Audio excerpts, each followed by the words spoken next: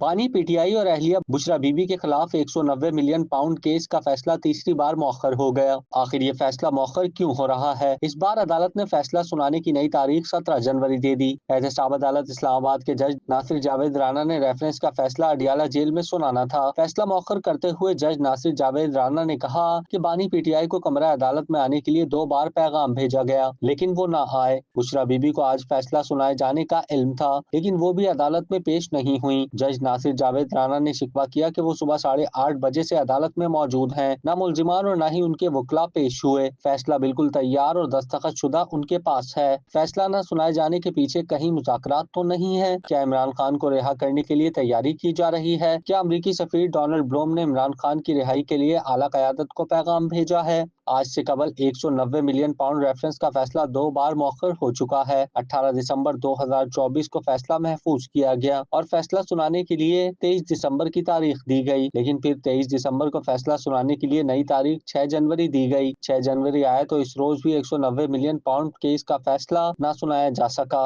اور 13 جنوری کی تاریخ دی گئی تھی۔ کیا آپ کاروبار کی تشہیر چاہتے ہیں یا social media plate form manage کرانا چاہتے ہیں؟ تو دیر کیسی، ابھی رابطہ کریں اونلی نیوز کی ٹیم سے۔ ہمارا کانٹیکٹ نمبر آپ کی اسکرین پر ہے۔